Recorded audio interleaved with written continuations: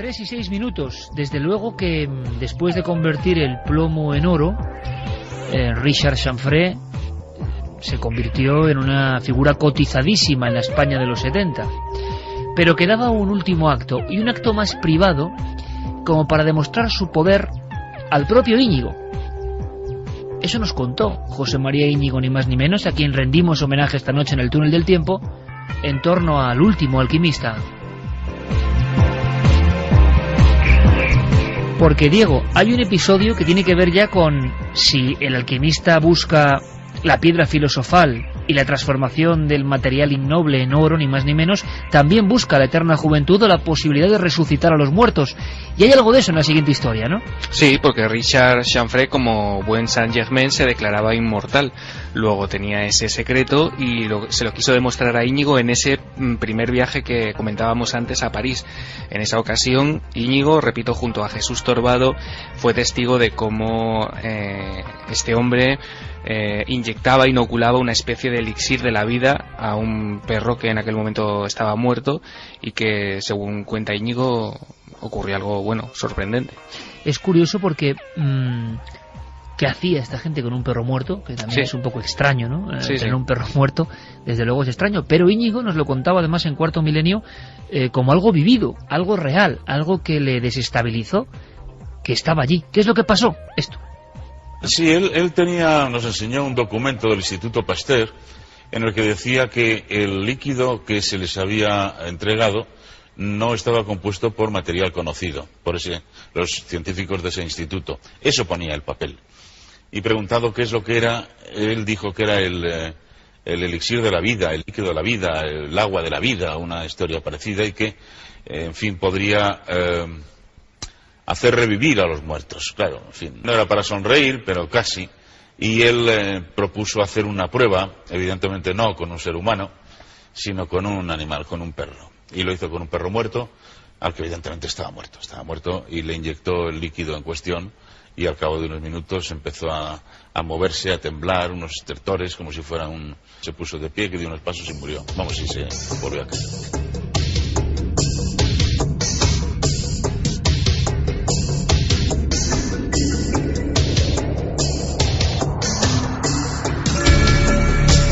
3:09. Gracias por estar aquí con todos nosotros en este viaje que iniciamos cada sábado. Santi, es curioso que el hombre que tenía estos poderes, entre comillas, estas capacidades, acabase de una forma muy indigna para todo lo que significa el mundo de lo sagrado, el mundo de lo ritual, de las religiones antiguas, el suicidio.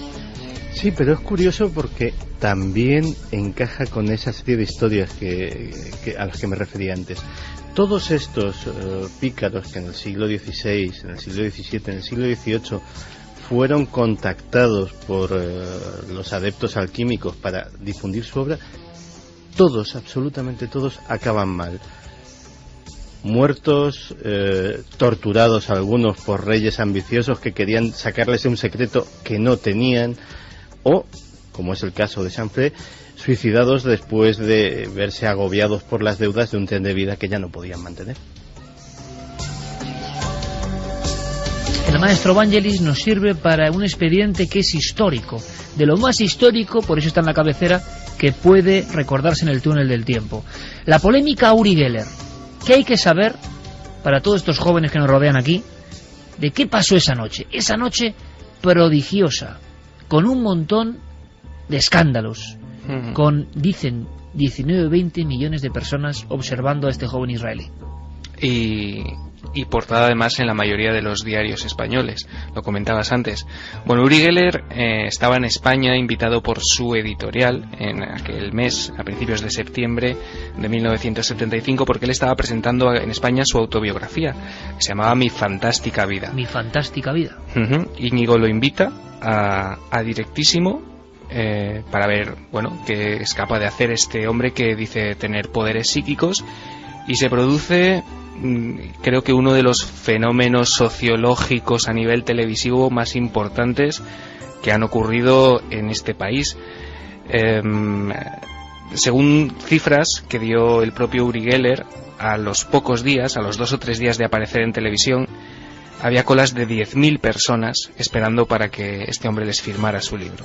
Y me lo creo, ¿eh? Me lo creo, ¿por qué? Por una cosa muy sencilla. Cuando vemos, por ejemplo, el ABC, que era el periódico más leído en 1975, vemos portada, editorial, páginas de opinión, ampliación en páginas 35, 66, 67, titulares de todo tipo, a favor y en contra, análisis, por ejemplo, presidente de la Sociedad Española para Psicología, nuestro amigo Ramos Perera, Uri Geller jugó el sábado con la ley de los grandes números, otros decían, presidente de la Sociedad Española de Psicoterapia, los experimentos en televisión no han sido realizados bajo control científico, pero en el fondo, escándalo en televisión, los trucos del almendruco, decía el columnista Miguel Jordán, los israelíes le acusaron de fraude, pero en el fondo, páginas, páginas y más páginas y fotos de Uri Geller.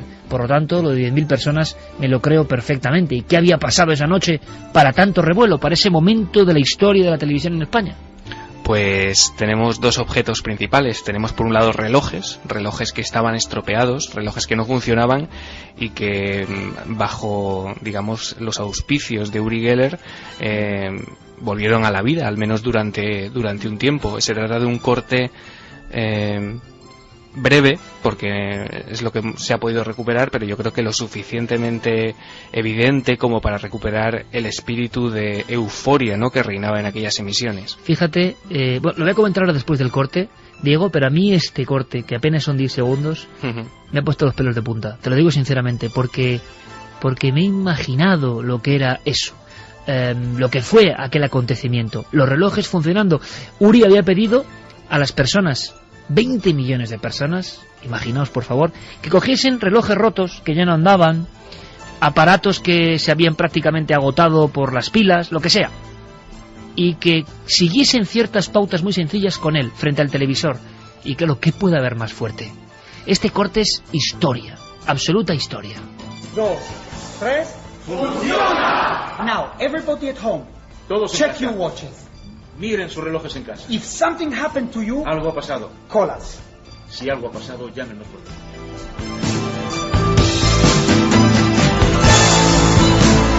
Noel, ¿puedes ponerlo otra vez? Ese funciona. Mira, yo recuerdo ahora mismo, esto también un poco de abuelo cebolleta, pero me acuerdo de estar leyendo Zipizape, las creaciones del maestro Escobar, de la editorial Bruguera, y recuerdo que había un episodio, Zipizape siempre aparecían con la mítica pelota, que yo tengo en mi casa, por cierto, una pelota que tú me has comprado, que es réplica de la de Zipizape, antigua. Bueno, pues aparecían siempre jugando en el salón, y en uno de los episodios aparece la tele, no están jugando al balón, y están mirando a alguien dibujado por Escobar en la tele, el enigmático en cómic Uri Geller. Porque toda España se paralizó ante este grito de este personaje tan peculiar. 2, 3, ¡funciona! Now, everybody at home, Todos en check casa. your watches. Miren sus relojes en casa. If something happened to you, Algo ha pasado. call us. Si algo ha pasado, llámenos.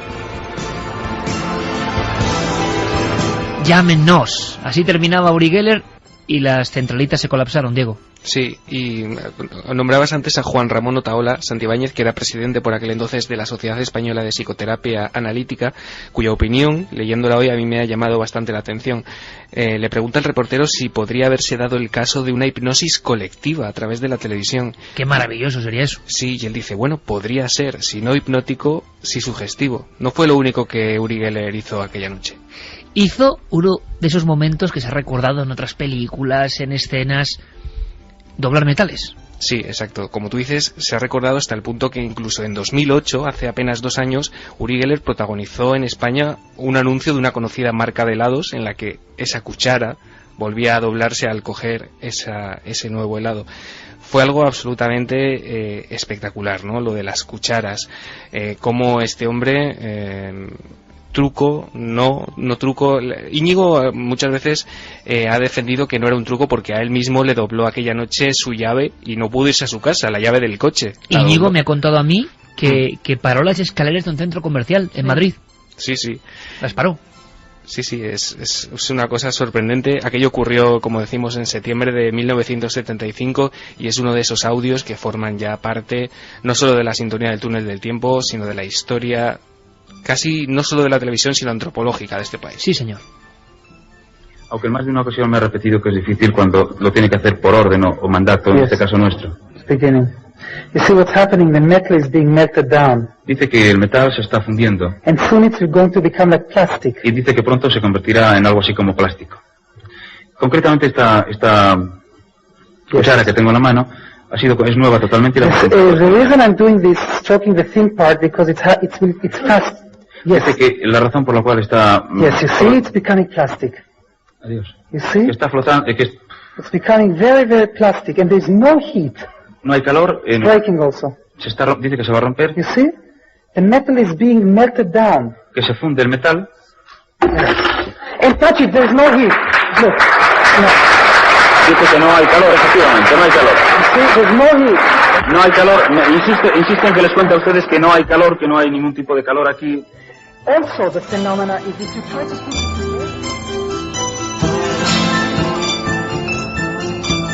Y me dice Noel Calero, por la línea interna, cómo le pega esta música, y es verdad, es una mezcla de nostalgia y es algo extraño. Alan Parsons y Uri Geller.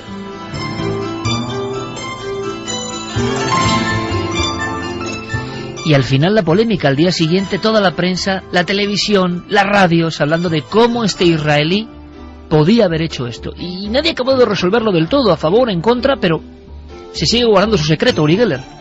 Sí, señor. Hay vídeos en internet que se supone que muestran el fraude. Uri Geller inicia batallas legales para que esos vídeos desaparezcan, pero bueno, al final siempre encuentras testimonios de gente. Creo que incluso Carmen ha contado que a ella le dobló una cuchara que... Sí. Yo la tengo en casa, firmada Exacto. por Uri Geller, además, delante de mis narices. Sí. Y además una cuchara mía, una cuchara que llevé yo. Porque ella decía, bueno, claro, tendría se hablaba de cucharas preparadas. Claro, ¿no? Se hablaba de cucharas preparadas, se hablaba de que tenía un líquido en las manos, en los dedos, con un líquido corrosivo que aplicado al metal. Sí, fue por sorpresa. Él estaba firmando un libro que no tenía nada que ver con sus poderes, un libro que hizo, el último que hizo, creo. Y yo se la llevé porque ese día además no estaba ni siquiera firmando libros a la gente, estaba simplemente con los periodistas y ninguno le llevó una cuchara, o sea que no lo tenía ni preparado. Y a mí he de decir que me dobló la cuchara y está completamente doblada en la biblioteca de casa. Y otro enigma, ¿por qué Uri Geller en el 75 y 30 años después casi es el mismo? De hecho, Alex de la Iglesia lo reunió otra vez a Íñigo y a Uri Geller a finales de los 90 y desde luego la estampa era para verla porque parecía que no habían pasado los años. Más para uno que para otro. Sí, San Germain yo creo que es él. No, yo creo que es como San Germain en este caso. Oye, en titulares, Santi, ¿qué sabemos de Uri hoy? Caramba, pues sabemos muchísimas cosas y va a ser difícil resumirlo, pero sabemos que se hizo absolutamente multimillonario, y no en el mundo del espectáculo, sino en cosas tan sumamente curiosas como el mundo petrolífero, utilizando sus poderes de radiestesista, que también los tenía, y marcando excavaciones de pozos en un mapa. ¿Pero eso es verdad o forma parte de la leyenda urbana? Pues se dice que es verdad, y desde luego la fortuna que tiene es tan descomunal que tiene un pueblo entero de su propiedad en Inglaterra, donde no solamente vive él, sino que viven sus amigos, sus conocidos, la gente que él quiere. Pues dijo, pues vamos a vivir todos juntos en un pueblo. Compró el pueblo por entero, y la verdad es que eso y determinadas cosas demuestran que tiene un nivel de recursos más allá del que se puede alcanzar haciendo presentaciones de este tipo por el mundo. Parece que ayudaba a mucha gente también, según nos enteramos, ayudaba a muchos niños con enfermedades. Y bueno, gran parte de ese dinero además lo donaba a causas benéficas, sobre todo que tenían que ver con niños pequeños. Su última aparición televisiva ha sido en Ucrania como jurado de si decimos que aquí tenemos reality shows raros en la televisión, en Ucrania, país que conozco y país que aparte del drama de Chernobyl pues tiene sus curiosidades que algún día que hablemos en tono más ligero ya mencionaremos, pues tienen realities más curiosos todavía. Y uno de ellos es un reality de psíquicos, para ver quién es el mejor psíquico del mundo. Y bueno, aquí hicieron algo parecido, ¿no? Con el Castillo de las Mentes Prodigiosas. Sí, la verdad es que sí. Donde algunos con de científicos pues, con jurados maravillosos. Jurados con capa. Pues esto es algo así, pero digamos ya de primera división, porque va Uri Geller de jurado y la gente tiene pruebas no solamente de prever el futuro, sino tiene pruebas de telequinesia, pruebas de todo tipo de clarividencia, etcétera, etcétera. Y ahí estaba el hombre haciendo de jurado, y parece ser que incluso una de las candidatas casi la ha designado como su sucesora. Y bueno, de los proyectos casi todos tan ambiciosos como aparentemente extraños, pues el último que tenía, desgraciadamente para él, antes de la revolución en Egipto, que habrá cambiado mucho sus planes, era pedir permiso al gobierno egipcio y a las autoridades responsables del tema arqueológico para designar, igual que hizo presuntamente con los pozos de petróleo, pues designar sitios para excavar y buscar tesoros, con el único es decir, yo señalo el lugar, se excava, y si se encuentra algo, pues me llevo una gratificación. Pues que busque también lo que han robado en Egipto, luego lo comentaremos. Uri, tremendo Uri, la verdad es que un tipo con enorme magnetismo y que es sorprendente. Como sorprendente es la historia, terminamos ya el túnel del tiempo con una visión alucinante, un encuentro cercano del tercer tipo de un rejoneador que era muy célebre entonces, Rafael Peralta. Sí, señor, dentro de, como todos los audios que hemos escuchado esta noche, dentro de la sección Lo Intangible, que era, ¿cómo se llamaba? La sección se llamaba Lo Intangible. Lo Intangible, Qué sí. Grande. Sí, señor, en los programas de Íñigo. Hablábamos de Rafael Peralta, uno de los grandes o más reconocidos rejoneadores de España, que el 25 de julio de 1982 toreó en la plaza de la Línea de la Concepción. De allí salió en su coche, en su Mercedes, hacia Punta Umbría, que es donde estaba descansando su familia, y a eso de las 4 de la madrugada, en el cruce de la Bota, observó una especie de luces a un lado de la carretera. Él se detuvo a unos 20 metros y lo que pensó que en un principio era un accidente, pues se convirtió en un encuentro cercano del tercer tipo, según él, que se encargó de ir a contar a la segunda etapa de Estudio Abierto. Y además, con la tranquilidad, España entera acudía a unos testimonios que no eran frecuentes, personas célebres, incluso con cierta guasa. En esta ocasión Íñigo le preguntaba algunas cosas como, oye, ibas bien prácticamente, ¿no?, para ver eso. Es el famoso caso del tío del Bararará. Ahora lo vais a entender. Es un caso que muchos hemos leído en el libro de la quinta columna de JJ Benítez, el tío del Bararará, y lo cuenta Rafael Peralta. El documento es alucinante. Dices que a finales del pasado mes de julio te encontraste a 10 metros de distancia de un objeto volante no identificado. Pues vi un objeto extraño, más largo que ancho, no sé si un poco redondo por los extremos, brillantísimo. ¿Qué había junto a ese objeto? Pues había un ser extraño, alto, muy alto. Creo que tenía una especie de escafandra puesta. ¿Metálica? Sí, metálica, y su cuerpo metálico también, y vestido de metal. Este ser pues emitió un ruido gutural, por ejemplo, y le dije yo, ¿qué dice? Y en ese momento que le dije ¿qué dice?, hizo así y se metió por la nave esta. Yo no le vi brazos. ¿Y tenía ojos, boca? No sé, no, o sea, si tenía ojos, boca, es que no me fijé yo en tanta cosa así de pronto, ¿no? ¿Usted había bebido algo esa noche? En época de toro no bebo, o sea, tomo tomate, a lo mejor la cosa tenía bastante tomate, pero vino no.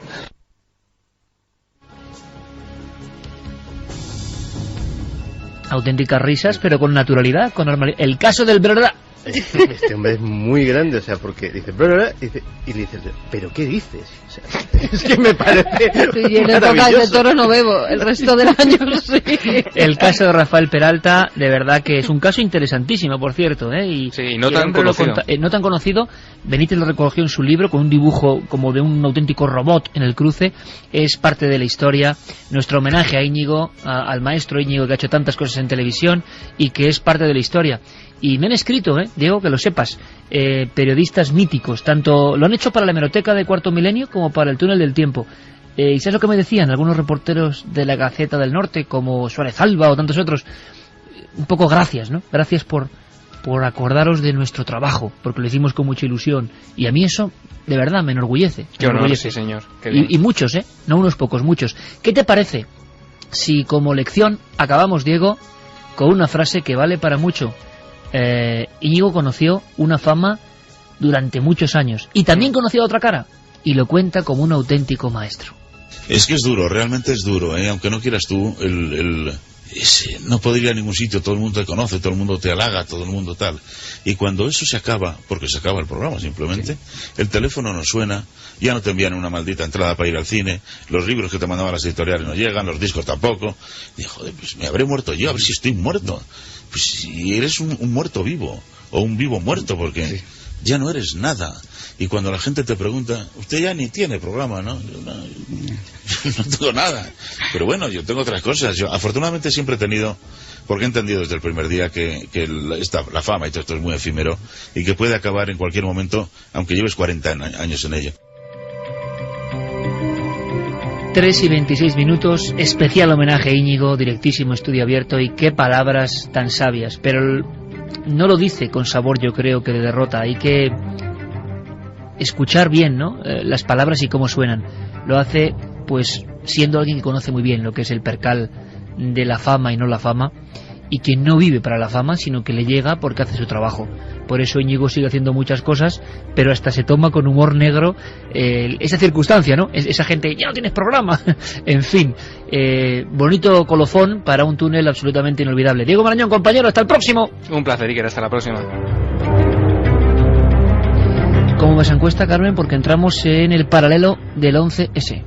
Pues vamos a mirar en ikerjiménez.com 10 años después. ¿Crees en la versión oficial sobre los atentados del 11S? Sí, 20,9%, no 79,1%. Santi, novedades.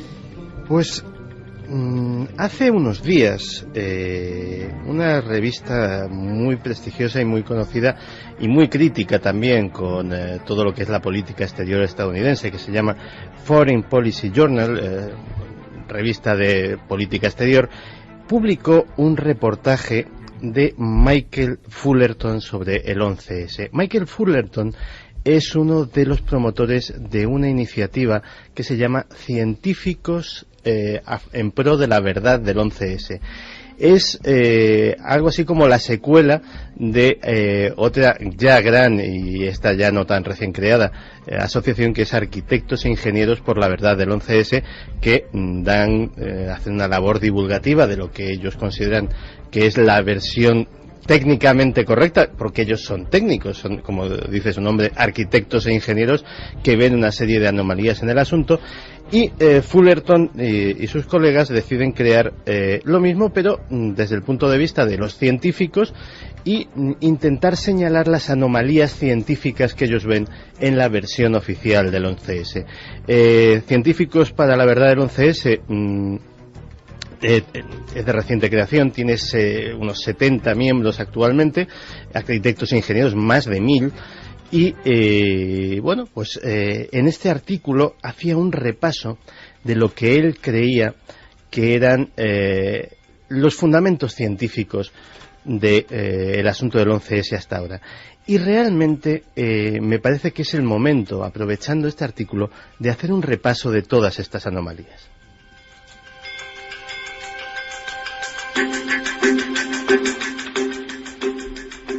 La principal de ellas es que, lógicamente, las torres fueron diseñadas, y así lo dijo su arquitecto en su día, para aguantar el impacto de un avión, y precisamente eso es lo que hizo caer a ambas. Llevaban una estructura que se llama de tubo dentro de tubo, que prácticamente las hacía invulnerables a este tipo de impactos. También se decía que un incendio del carácter de este no podía fundir en absoluto las vigas de acero enormes y resistentes. Para que nos hagamos una idea, lo que nos menciona Fullerton y lo que nos mencionan estos arquitectos e ingenieros es que el incendio dentro de las Torres Gemelas alcanzó una temperatura de máximo 900 grados centígrados, y para fundir una viga de acero de ese calibre harían falta mínimo una temperatura mínimo de 1500 grados. Tenemos 600 grados de diferencia, es mucha diferencia. Pero posiblemente el punto más controvertido es el tema del derrumbe. Yo creo que ambos, tanto los físicos de la Asociación de Científicos como los ingenieros, se han ido a fijar en lo mismo. Ese punto del derrumbe y curiosamente hay un dato histórico, ha habido decenas o por lo menos más de uno incendios en grandes rascacielos. Nunca se ha colapsado ninguno de ellos. Curiosamente, ese día lo hicieron 3 en muy poco radio de terreno. Pues, de hecho, tuvimos hace unos años el suceso del edificio Windsor en pleno corazón financiero de Madrid, y efectivamente fue un incendio espectacular que tardó mucho tiempo en ser sofocado, pero en ningún momento hubo riesgo de que aquel edificio se desplomase, y de hecho su esqueleto ha sido algo muy complicado de quitar en ese centro de Madrid. Pues bien, estos técnicos y científicos descubren que el derrumbe de entrada es vertical, y cuando digo vertical es que se colapsa sobre sí mismo y prácticamente todos los escombros terminan en el mismo radio casi de lo que ocupaba el solar original.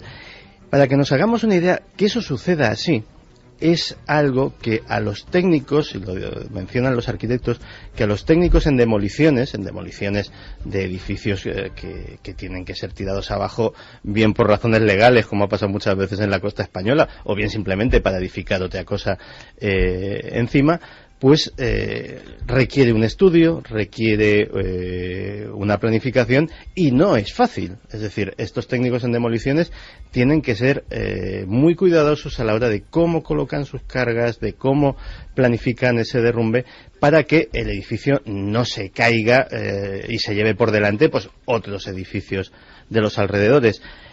Pero además, lo que más llama sobre todo la atención es que ese derrumbe vertical es en caída libre. ¿Qué es en caída libre? Pues hagámonos una idea. Si nos hubiésemos subido a las Torres Gemelas, a la azotea, al mirador que había para los turistas, y hubiésemos soltado una bola de billar para que cayese a las calles de Nueva York, esa bola habría tardado alrededor de 10 segundos en caer. Era una altura tremenda. El desplome de ambos edificios de las Torres Gemelas se verificó en 9. Estamos hablando de una diferencia de 1 segundo. De hecho, una simulación de ordenador que suelen presentar esta gente en sus conferencias demuestra que si se hubiese ido colapsando piso sobre piso, es decir, que la presión de caída de cada piso hubiese sido lo que hubiese hecho colapsarse el otro, todo el proceso habría llevado casi 2 minutos. Es decir, la diferencia es absolutamente abismal. Pero, curiosamente, eso en el caso de las Torres 1 y 2, de las Torres Gemelas. Pero es que no olvidemos que se cae otro edificio, que es la Torre 7. La Torre 7, desde en la que curiosamente era un edificio federal, había las oficinas de la CIA, de varias agencias federales importantes, y que se ve afectada por el incendio, y nadie sabe exactamente por qué se cae. Es decir, no recibe el impacto de un avión, tampoco recibe unos daños absolutamente irremediables por parte de los escombros, y sin embargo aquello colapsa en 2,25 segundos. Es decir, prácticamente también el mismo tiempo que habría tardado en tirarse esa hipotética, el edificio era de bastante menor altura, lógicamente, pero casi el mismo tiempo que hubiese tardado en caer esa hipotética bola de billar desde la azotea hasta el suelo. Bueno, y todo esto, Santi, que sacan a la luz ahora 10 años después algunos científicos, ¿qué puede significar? Pues puede significar que alguien, aparte, lógicamente, el hecho innegable es que objetos aéreos, vamos a suponer que aviones, y no hay ninguna forma de demostrar que no sea así, impactó ahí, pero que lo que es el derrumbe propiamente dicho de los edificios fue provocado mediante una demolición controlada. ¿Y qué pruebas podemos tener, o pueden tener ellos de eso? Pues el auténtico bombazo llega de la mano de Niels Harrit. Niels Harrit hace un estudio junto a otros 9 científicos y lo publica en una revista científica, en el Open Chemical Physics Journal. Él es catedrático de química de la Universidad de Copenhague. Es decir, no estamos hablando de un señor que desde su casa más o menos más o menos se dedica a esto de una forma diletante y saca sus conclusiones. Estamos hablando de un señor que es una autoridad en su campo y que recibe, gracias a la intervención de testigos anónimos que habían guardado restos de aquella enorme polvareda, de aquel montón enorme de escombros, los habían guardado casi como recuerdo, pues de esas muestras, porque lógicamente el gobierno estadounidense no les facilita acceso a muestras oficiales, hacen un análisis. Y las conclusiones que sacan de ese análisis son absolutamente increíbles. Hemos sacado, Carlos Largo y yo, un extracto de una entrevista que hace, de las poquísimas entrevistas, y él lo mencionará en algún momento, no por falta de interés suyo, sino por falta de interés de los grandes medios, parece ser, pues una televisión rusa sí que le hace una entrevista a este científico, y hemos hecho un pequeño extracto de las cosas que cuenta, aunque luego nos meteremos en detalle en el informe. Bueno, ahí encontramos restos de lo que caracterizamos como material termítico, y este es un material muy potente que se puede utilizar para la fundición de hierro o puede ser concebido como explosivo.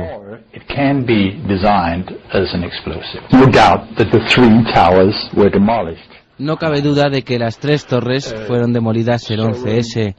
Pero más allá de eso, hay pruebas muy sólidas de que se ha utilizado termita para fundir las vigas de acero. No sabemos si la termita que hemos encontrado es el mismo que se utilizó para fundir las vigas. Es muy posible que se utilizaran diferentes variedades, y yo personalmente estoy seguro.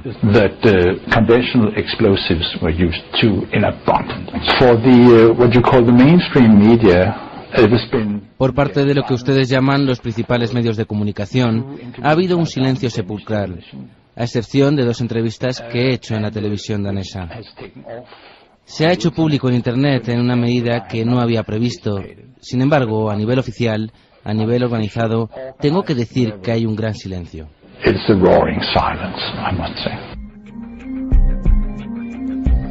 Nuestro público, ¿qué dice de todo esto? Porque la encuesta demuestra, yo aquí ni quito ni pongo, pero demuestra que casi nadie cree en la versión oficial, y eso 10 años después es un problema, imagino, para las autoridades. Pues sí, mira, Arturo de Logroño nos dice: no creo en la versión del 11S, pero tampoco creo en la versión oficial del 11M, y en España pasamos del tema. Hola, yo creo que lo del 11S no es que oculten la verdad, sino que toda la verdad oficial es una gran mentira. Saludos a todos, nos decía Maite. Saludos a todo el equipo. Cada vez que escucho en el túnel del tiempo, bueno, esta se me ha colado por en medio, que nos decía que rabia no haber vivido esa etapa, los años 60, 70, 80...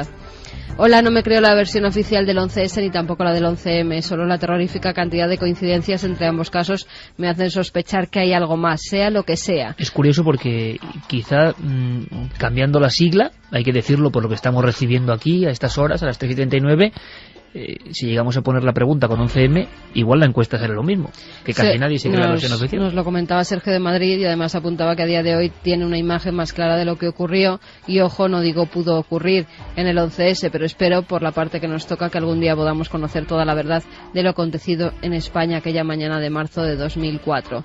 Se supone, se piensa que todo fue un montaje para tener una excusa para invadir Irak, acabar con Saddam y de paso hacerse una buena cantidad de petróleo, y un gran favor que la familia Bin Laden le debe a los Bush. Y por eso tiras las Torres Gemelas. José Andrés Pérez nos decía: lo primero de todo, daros las gracias por unirnos a mi novia y a mí mediante las ondas radiofónicas mientras ella está en casa y yo trabajando. Creo que el 11S fue la excusa para invadir Irak y quitar el poder a Saddam y controlar así el petróleo. Lo mismo pasó, creo yo, con la Segunda Guerra Mundial, ataque a la flota del Pacífico para que Estados Unidos entrara en guerra. O sea que mucha gente... Ahora seguimos con mensajes, que Santi de algunos datos más y a ver qué piensa la gente, pero es curioso que nuestro público, que está muy bien informado, cree esto. Nuestra opinión aquí, creen que se inmolaron miles de personas conociendo desde dentro del tema, que se tiraron 2 emblemas de la tecnología y la superioridad americana como son las Torres Gemelas y otro edificio más para justificar una guerra. Yo no quito ni pongo, pero es lo que mucha gente cree. Sorprendente. ¿Qué más datos hay, Santi? Pues bien, vamos con el análisis en cuestión. Insisto, Niels Harrit, catedrático de Química de la Universidad de Copenhague. Él recibe estas muestras y lleva a cabo los análisis pertinentes.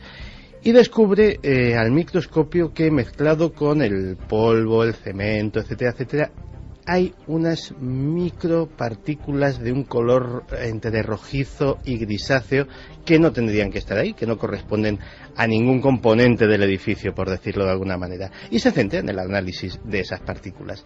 Y esas partículas resultan ser trazas de nanotermita.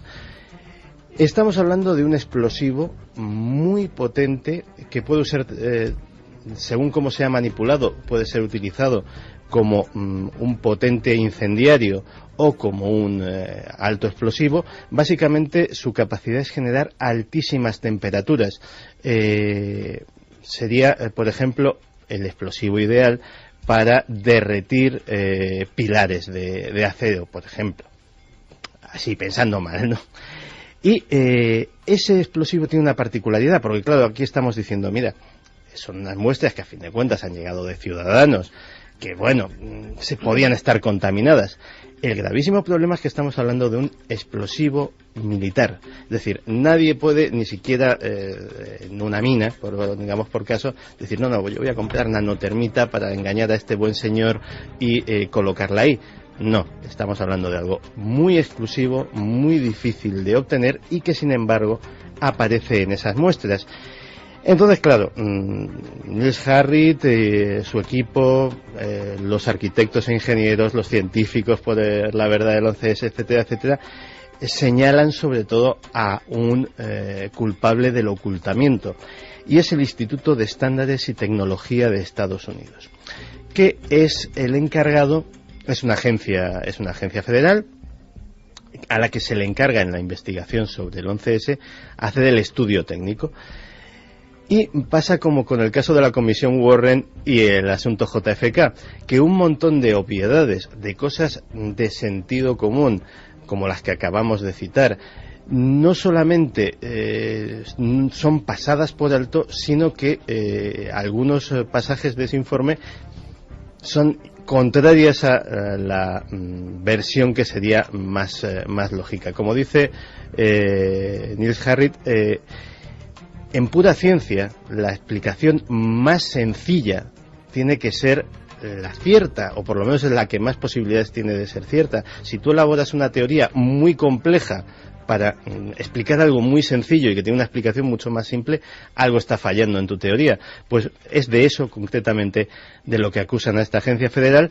Y bueno, en esa lucha están. Hace un tiempo pasaron por España, supongo que volverán a dar alguna conferencia por aquí. En Internet hay un montón de filmaciones suyas. En Internet eco, pero en los medios oficiales cero. Cero. Ni agencias, ni grandes medios de comunicación, exceptuando este comentario aquí en Milenio 3, prácticamente para el mundo de los grandes medios de la comunicación estas asociaciones no existen.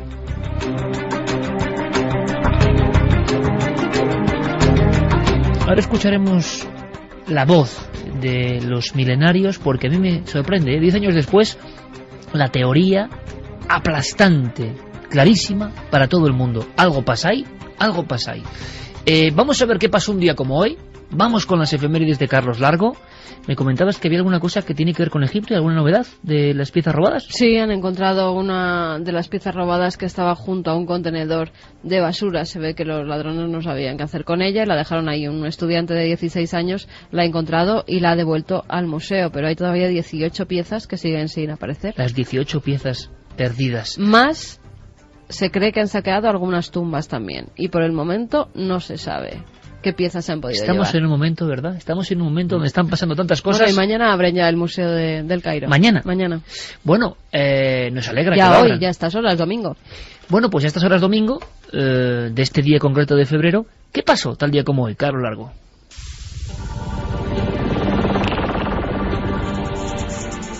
20 de febrero de 1912, nace Pierre Boulle, afamado escritor francés de ciencia ficción, que dio lugar a una de las obras literarias más aplaudidas posteriormente en los cines de todo el mundo, El planeta de los simios. ¡Kylo! ¿Por qué te has escapado? Policía de seguridad. Está bajo mi protección. Ya no, señora. Ahora está bajo la custodia del Ministerio de Ciencia. ¡Quita tus sucias patas de encima, mono asqueroso! 20 de febrero de 1959. Los familiares de 9 alpinistas dan la voz de alarma ante su desaparición en los Montes Urales. A pesar de la intensa búsqueda llevada a cabo por la policía y el ejército, nadie esperaba su trágico final. Todos resultaron muertos en extrañas circunstancias.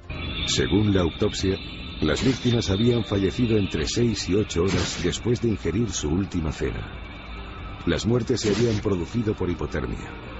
Las temperaturas, de 30 grados bajo cero, no les habían dejado ninguna opción de supervivencia. Los cuerpos también presentaban lesiones internas de naturaleza desconocida, que solo podrían haberse producido si hubieran estado sometidos a una tremenda presión interna. Además, los cadáveres presentaban índices anormales de radiactividad. 20 de febrero de 1962. John Glenn se convierte en el primer astronauta norteamericano que estuvo en órbita alrededor de la Tierra. Un año antes lo había conseguido el ruso Gagarin. Para mí esto es totalmente ridículo. No estamos investigando los mismos aspectos. Sabemos, por supuesto, todas las implicaciones que conlleva el proyecto, pero este programa científico se lleva realizando desde hace tiempo y se ha pensado cuidadosamente paso por paso. Así podremos finalmente explorar lo que ocurre en el espacio. 20 de febrero de 2003. Los Reyes inauguran el remodelado Hospital de las Cinco Llagas en Sevilla, un lugar marcado por numerosas leyendas y fenómenos paranormales. ¿Tú recuerdas que aquí estaba la urgencia? Ellos son el recuerdo de uno de los edificios por el que han pasado más vidas de toda la ciudad.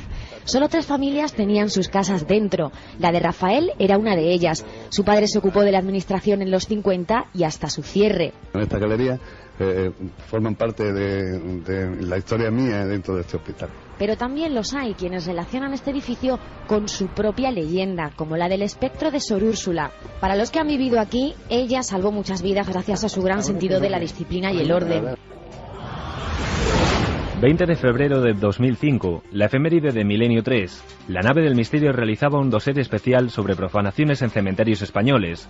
Una de las más extrañas, la que nos narraba nuestro compañero Miguel Mena, de Radio Zaragoza. 145 nichos de la parte vieja del cementerio de Zaragoza fueron atacados a martillazos en la madrugada del jueves día 10 de febrero. Los autores de estos actos golpearon las fotografías de los difuntos impresas en chapa y en otros materiales similares y colocadas en la superficie de las lápidas. Cada una de las fotografías fue golpeada con saña, hasta borrar por completo el rostro del difunto. Los nichos que no lucían imágenes fueron respetados, así como aquellos en los que el retrato mostraba a niños o jóvenes. Se da la circunstancia de que una foto de un bebé muestra un solo golpe, como si los autores se hubieran parado al descubrir que quien estaba enterrado allí era un niño. Y algo pasado, se está hablando mucho del sol, de su poder benéfico y también del maléfico, entre comillas, y ha ocurrido algo ayer. Ha ocurrido los días 13, 14 y 15 de febrero. El que más afectó, el del día 15 de febrero, porque desde el año 2006 no había una erupción del Sol, una eyección de masa coronaria, así se llama, pues no llegaba hasta tan cerca de la Tierra. Esto afectaba a las redes eléctricas, a los sistemas de comunicaciones, a los satélites.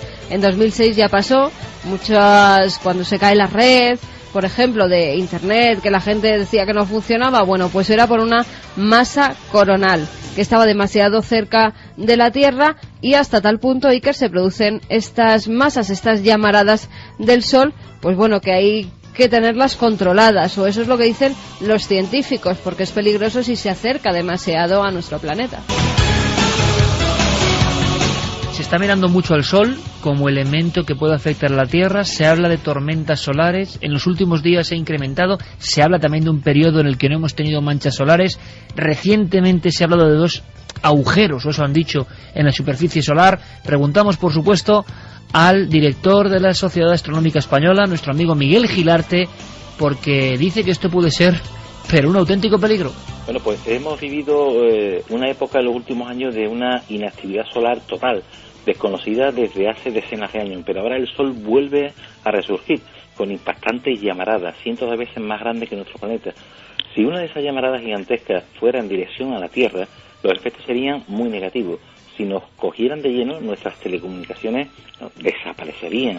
Nuestros teléfonos móviles, luz, eléctrica, etcétera, serían un completo caos. 52, esto es lo que ocurre. Estaremos muy atentos a qué pasa en el Sol. Bueno, también está atento ACE, que es un satélite de la NASA, explorador de composición avanzada, que registra la radiación solar con los instrumentos para que estas radiaciones, estas explosiones solares, pues si están demasiado cerca de la Tierra, se intente hacer algo. Y eso que hablamos del Sol, que está lejos es poco, o sea, lejísimos. Sí, pero Miguel Gilarte, como siempre, ha estado muy acertado, y es que el potencial destructivo para la tecnología de la que tanto dependemos actualmente es tremendo. Tanto es así que la NASA está empezando a plantearse la necesidad de crear un escudo protector que nos proteja, más que a nosotros, que proteja a nuestros aparatos a nivel mundial si no queremos encontrarnos en un apocalipsis tecnológico provocado por el Sol en el momento más inesperado. ¿Os imagináis ese contraste, no? El Sol provocando un apocalipsis digital. Serviría para que ese protector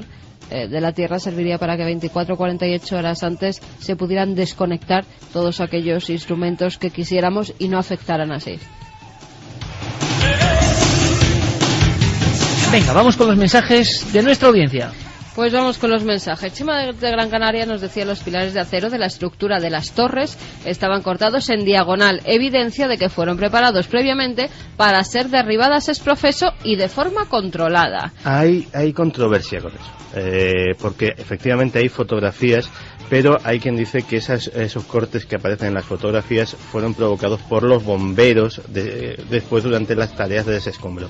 Lo que sí es cierto es que aparecieron verdaderos ollas de lava, por decirlo de alguna manera, de material incandescente que se encontraron los bomberos según iban quitando escombros, y que sí que ese material fundido muchos han achacado a las altas temperaturas producidas por la termita. Belén nos decía: mi pregunta para Santi es si sabe si es verdad que días antes del 11S quitaron grandes cantidades de oro que había debajo de las Torres Gemelas. Hay toda una serie de transacciones bancarias, ventas de acciones de compañías aéreas. De hecho, el Departamento del Tesoro estadounidense investigó, y nunca se han sabido los resultados de esas investigaciones, toda una serie de movimientos extraños que tuvieron lugar horas antes, ni siquiera días antes, horas antes de que se produjeran los atentados. Pero la gran pregunta es, ¿esos movimientos y transacciones no son habituales todos los días en un centro financiero mundial, como son las Torres Gemelas? Claro, pero la historia es la siguiente. Tú imagínate que se vendan... Yo como abogado del diablo, porque sí. Me parece tan increíble. Por ponerte un ejemplo, tú imagínate que lo normal en un mercado de valores sea que se vendan todos los días una cantidad de 100x de la compañía aérea. Se incrementó mucho. Pues de repente muchos accionistas anónimos de United Airlines vendieron sus acciones, y precisamente esa compañía iba a ser, las compañías aéreas en general y esa en particular, iban a ser las más afectadas. David García nos decía: yo viví el atentado en directo del 11S, estaba en Nueva York trabajando y ese día iba de visita, aún tengo el sonido en mi cabeza, fue un horror. José nos dice: es curioso que con la de irregularidades sobre el 11S, que la gente aún crea en la versión oficial, más tarde o más temprano se sabrá la verdad, lástima que no se podrá castigar a los responsables. Aquí lo alucinante, Carmen, es cuánta gente cree en la versión oficial, más que cuántos sospechan de ella, ¿no? Pues ninguno. Por el momento, ninguno. Ninguno de los que han escrito, pero ninguno. No. Madre mía. Santi nos dice: 11S, un sacrificio de miles de inocentes, sacrificios que provocan guerras, salud y suerte. Ana de Zaragoza nos decía: hola amigos, no me creo la versión del 11S ni alguna otra versión oficial de otros casos. Gracias y Ana, besos. El hombre es capaz de esta maldad. Nos preguntan mucho por estos vídeos, toda esta polémica, ¿verdad?, de lo del asesino, maltratador de perros y toda esta historia, sí, que yo no quería ni comentarlo porque me revuelve todo, ni siquiera dedicar un minuto a esta gente. Ahora, que haya gente que es capaz de eso, yo quiero pensar que ojalá haya la esperanza de que sea un fraude o algo de ese tipo, ¿no? Pero vamos, no es.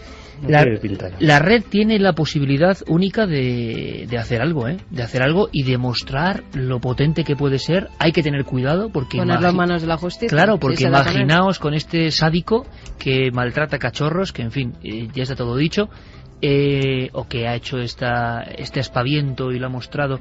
Incluso había gente que imagino que para capturar datos de él se hacía pasar por seguidores, que no me lo puedo creer, que haya nadie que siga esto. pero también hay que tener cuidado en el sentido de que pueden señalar a gente que no es culpable, y esto es tremendo, porque este tipo lo lleva claro. Bueno, cualquier sospecha que tengan, que lo pongan en manos de la justicia y ellos se dedicarán a investigar, aunque lo que te dan ganas es, vamos, de hacerle perrerías más fuertes que las que hace él a los pobres cachorros. En cualquier caso, una vez se detenga este personaje, ya hay varias iniciativas para personas que quieran formar parte de la acusación particular o ponerle una demanda civil por daños morales. Es decir, también con la ley de nuestra parte podemos hacer cosas para que se haga justicia. Claro, ni un minuto más esta sabandija humana, este infraser, que para mí no es ni ser, pero no por nada la gente dice, esto lo puedo hacer luego con un niño. Si me da igual si es que me parece casi está en el umbral, ¿no? Alguien que hace eso a un ser indefenso y fiel, me parece, no voy a decir más cosas porque, en fin.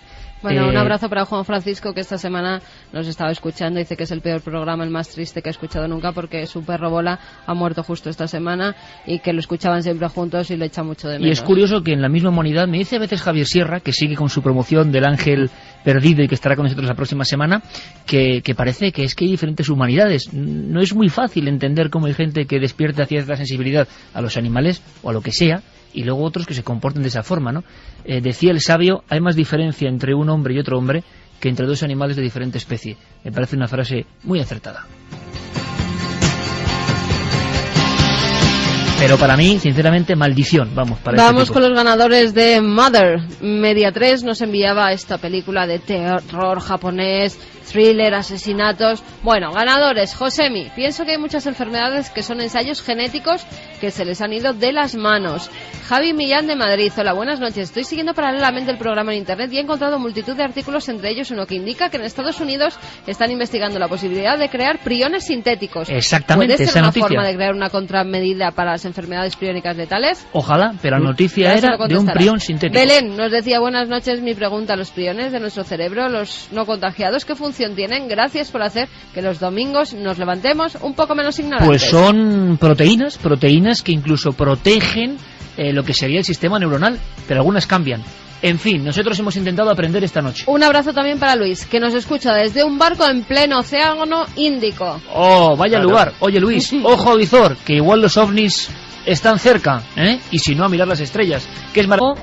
Damos un brinco y, atención, teletipo, yo soy antiguo, ya saben, teletipo, ya sabéis, teletipo de última hora. El eco de una noticia se mide hoy en día de muchas formas. Seguramente antes era a través del periódico Al Día Siguiente, del informativo. Hoy la red de redes es tan potente, es tan inconsciente colectivo, que te dice en ese instante lo que casi todo el mundo está debatiendo. El sistema de Twitter es el que más popularidad tiene, millones de usuarios, y hay una novedad respecto a nuestro programa. Fermín Agustí, compañero, teletipo de última hora. O Hola. Twitter de última hora, ¿no? Un Twitter de última hora. Nada más nos lo informa Guillermo León, nuestro compañero, como hemos empezado el programa de Carlos, que se han escuchado las risas, es el trend topic de Twitter ahora mismo en España. Calcula hasta la 7ª posición, es decir, es una de las cosas más comentadas esta noche. Que se puede cifrar en millones de personas hablando sobre la grabación de Carlos Largo en España y en habla hispana. En habla hispana, pero en España sobre todo. Bueno, Fermín, gracias. Si hay novedades o eso va escalando, lo comentamos. Seguimos investigando a ver si descubrimos qué es. Claro que sí. Nos indicaban algunos oyentes que parecían risas enlatadas. Bueno, por risas enlatadas, desde luego, no... Si hubiera sido algún programa de televisión, se hubieran colado las voces de antes, las risas de después y todo tipo de cosas. Volvemos a repetir que era un micrófono de corbata. Sí, sí. Si alguien de técnica, sabe que... Y con un disco magnético de XD-Cam, de cámara de última tecnología, el micrófono puesto en la chaqueta de la muchacha que está hablando, bueno, en este caso de la madre, y todos los medios de aislamiento para hacer una grabación de televisión. Y sobre todo, lo interesante de todo esto, amigos, es que no sabíamos nada nosotros, los primeros. Segundo, que revisando la grabación no hay una sola voz, no hay una sola palabra, solo hay un ruido muy ligero que puede ser de un motor, que hemos comprobado ahora en la serie de noticias y que no escuchamos nada. O sea, no hay nada tan claro como esa voz. Pues en fin, trending topic, que esto queda como muy... Trend topic, ¿no? Trending topic, muy moderno. Yo no entiendo mucho de esto, pero significa que millones quizá de amigos en España y en América están hablando de este asunto. Estoy leyendo algunos de los tweets de la gente y la verdad es que hay... Dime. Están comentando, hay uno que dice, ¡puf! No me pongáis más esa risa. Yo lo escucho, yo no lo escucho, señores que hoy no duermen... ¿de verdad se ha colado una risa extraña? Por favor, ¿alguien lo ha grabado? ¡Qué mal rollo! Desde luego está siendo sumamente comentado. Bueno, pues para los amigos de Twitter va la voz otra vez, en su formato completo. Va a ser la última vez que se ponga en este programa. Y en este de hoy. A lo mejor repetiremos. Gracias a toda esa comunidad de tuiteros que están pasándose mensajes y que han considerado que es el Twitter de Milenio 3, ¿no? La nave del misterio. Efectivamente. La nave del misterio. Comandado por Guillermo León.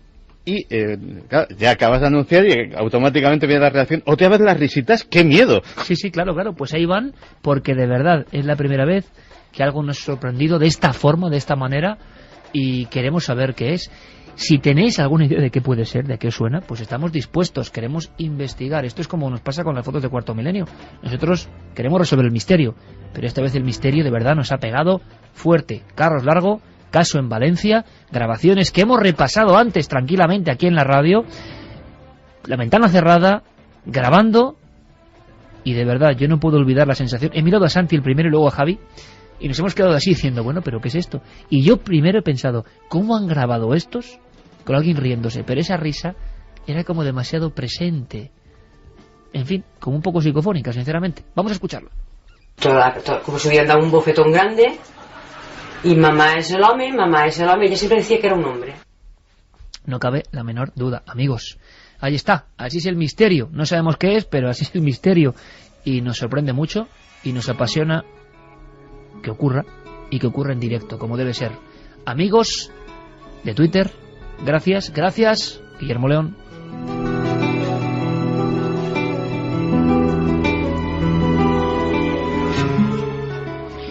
Vámonos a Estados Unidos, ¿os parece? Por cierto que en Estados Unidos, no sé si es en Estados Unidos, es en Norteamérica, se ha encontrado, dicen, los restos, como decía Ceram, ¿verdad? Aquello de el gran Ceram del primer americano. Se han encontrado restos. Sí, en Alaska. En Alaska. De un niño incinerado hace 11.500 años. Un niño que vivió en la edad de hielo, y son los restos más antiguos hallados hasta ahora. Además, han hecho las pruebas del carbono 14 porque al parecer ese pequeño han encontrado algunos dientes, pero fue incinerado en lo que era el hogar. Al parecer hicieron un fuego que también utilizaban para cosas de cocina, y después de incinerar a ese niño que tendría unos 3 años, taparon tanto el sitio donde habían llevado a cabo la cremación como la casa. Y entonces se ha quedado como si fuera una cápsula del tiempo que ahora han podido analizar. Es curioso, un programa que hemos dedicado a los niños, y hoy se descubre de alguna forma este primer niño americano en Alaska, que es una zona muy especial. El estrecho de Bering está ahí y tiene mucho que ver con lo que se supone que son las migraciones en la antigüedad.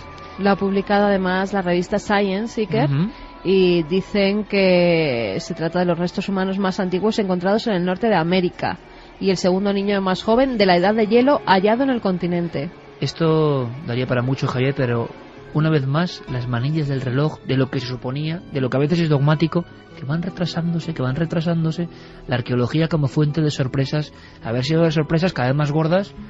Algunas ya ha habido, que no se siguen comentando, como el hallazgo de una nueva especie que convivió con neandertales y con Homo sapiens, se ha quedado ahí, pero es cierto que la mayoría de libros tienen que variar a partir de eso, y lo estamos viviendo. Sí, esta en concreto parece que tiende a confirmar el dogma de que los seres humanos llegaron a América en torno a esas fechas, en torno al 10.000 antes de Cristo, más o menos, en plena edad del hielo, cuando se podía cruzar por el estrecho de Bering congelado. Sí, pero si es 11.000 y hay un rito... Sí, aquí estamos hablando de la confirmación, digamos, de esa población, pero eso no quiere decir que esos sean los primeros seres humanos que estuvieran en América. Hay indicios en muchos otros lugares, y especialmente en el cono suramericano, que permiten suponer que la población humana en América es muy, muy anterior, y por lo tanto no fue atravesando el estrecho de Bering helado, sino quizá por otros métodos como llegaron a América. Yo tengo muchos libros y además he repasado algunos libros donde se da como máximo 6.500, 7.000 años como norma básica en los primeros asentamientos, y ya tenemos 11.000 y pico años con ritos elaborados. Todo se atrasa. O sea, lo que vienen a decir todas estas noticias es que el calendario de la civilización va a seguir atrasándose. Oye, por cierto, Javier, enhorabuena, felicidades por ese número 1 en todas las listas.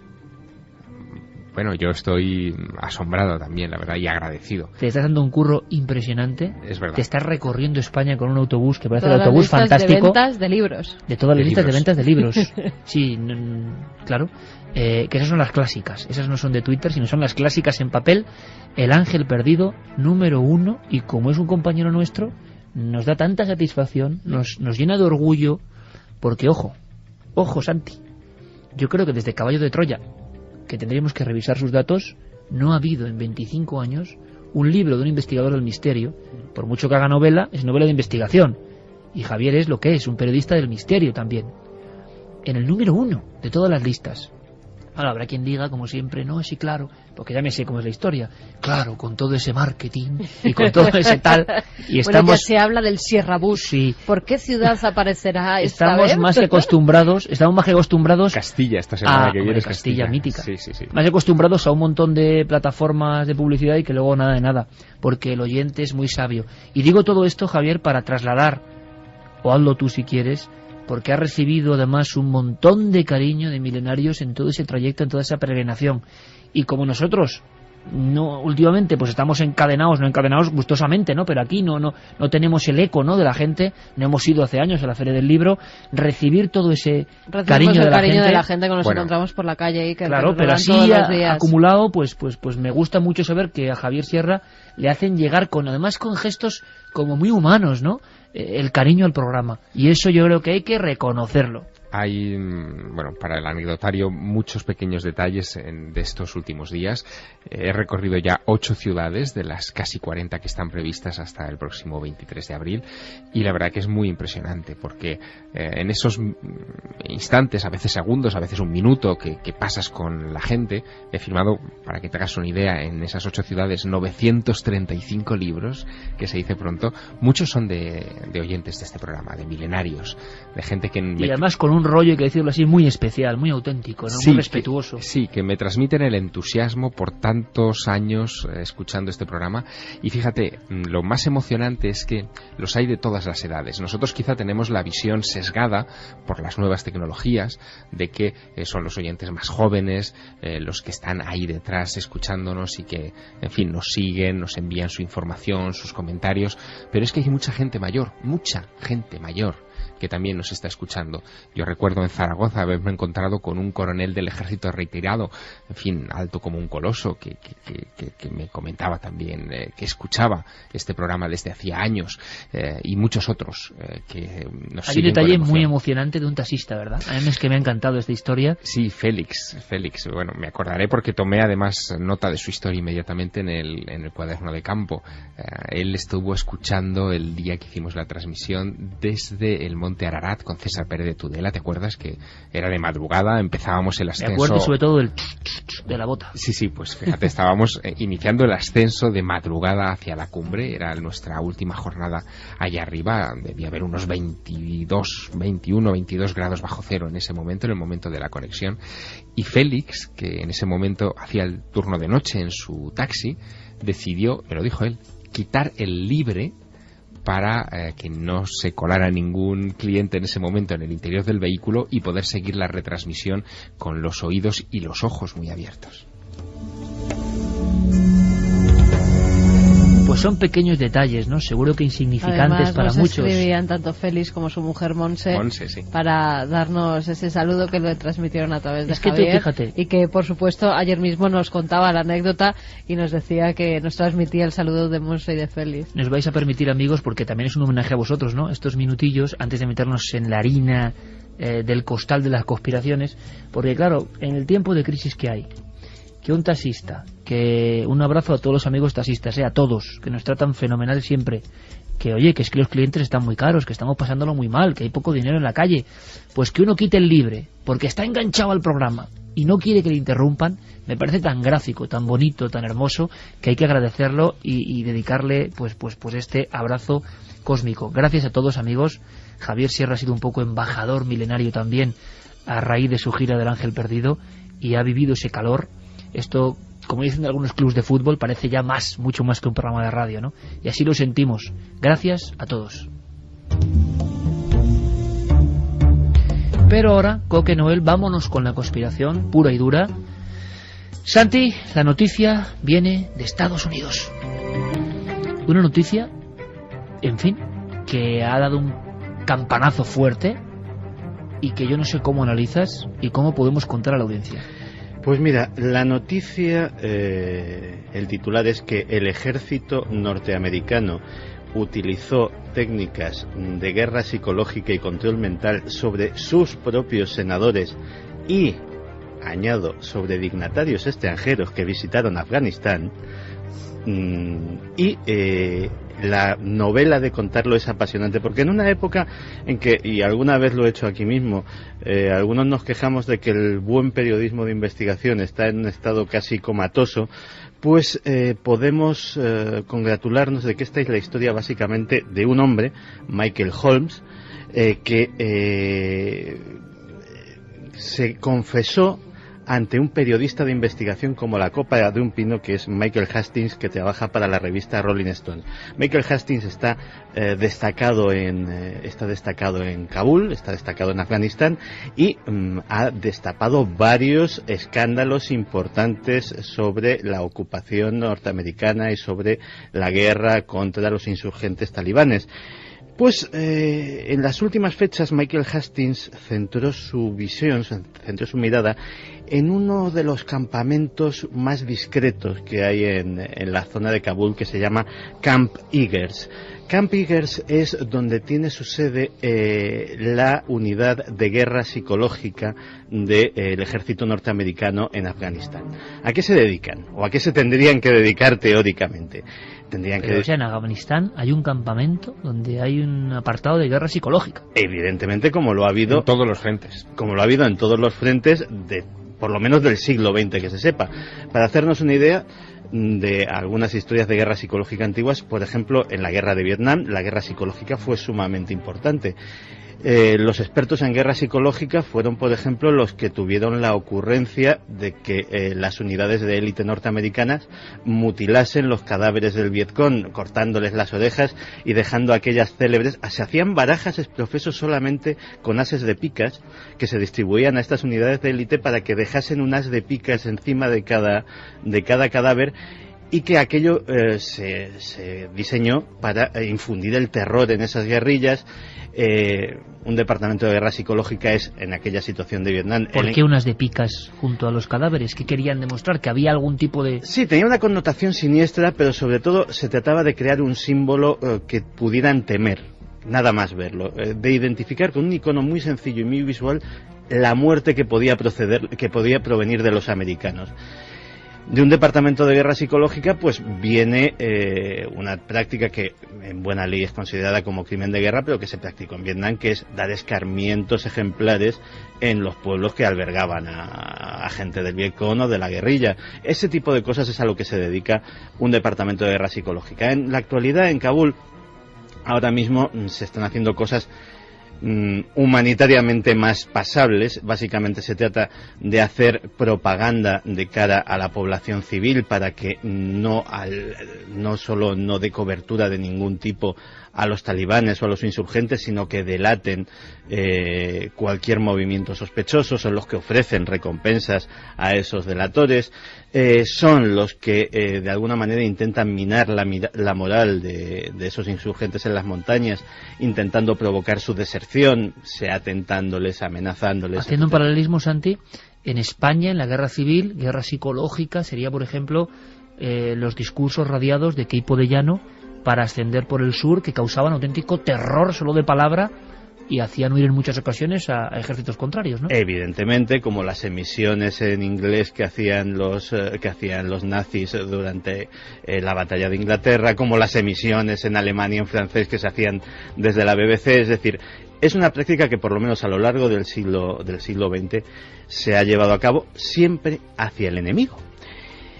Pero claro, lo que se encuentra Michael Hastings cuando empieza a escarbar en este lugar es que hay un oficial, Michael Holmes, que no está del todo conforme con algunas cosas. Se ha arrepentido. Sí, y empieza a confesarle cierta información y a pasarle ciertos documentos que parece ser que la sustentan. Y es que parece ser que Michael Holmes, cuando llega a Afganistán, es llamado por el teniente general William Caldwell, que le hace una propuesta absolutamente inmoral y absolutamente ilegal en los Estados Unidos. Pero veamos que sea el propio Michael Hastings, que tenemos un corte de una entrevista, el que nos lo explique. Escuchamos a Michael Hastings. Bien, lo que creo que es más interesante es que esta unidad se resistió, por lo que lo más importante no es el misterio que hay detrás de ello o los recursos que se utilizaron. La misión original, la que se supone que realmente tenían que hacer, era ejercer una influencia, pero cuando llegaron allí, el general Caldwell y sus hombres dijeron: no, lo que realmente queremos es que trabajéis en sugestionar a senadores y oficiales militares. Pero lo que ocurrió es que el líder de la operación dijo que creía que era totalmente ilegal hacerlo, así que se ha convertido en todo un dilema. No sabemos el impacto que hubo realmente en dichas operaciones.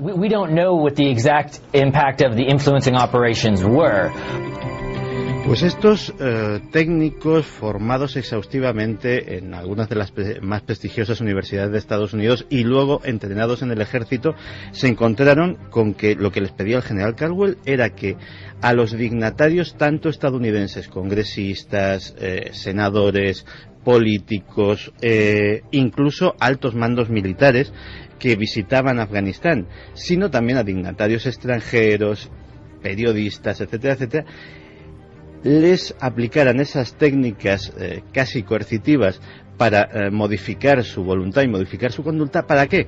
Pues lógicamente porque lo que quería el general Caldwell era más presupuesto, más hombres, más contundencia en las medidas, más dureza en la ocupación, y esa era su visión.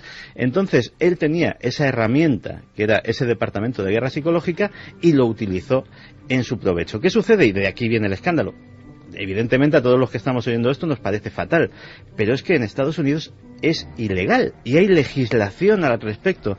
De hecho, legislación que proviene de los años 40, de justo los albores de la Guerra Fría, porque lo que se pretendía evitar era que se dieran en Estados Unidos situaciones como las que se habían dado en la Alemania nazi o se estaban dando en aquel momento en la Rusia de Stalin, en que tremendas maquinarias propagandísticas eran lanzadas sin ningún tipo de miramiento contra la población del propio país.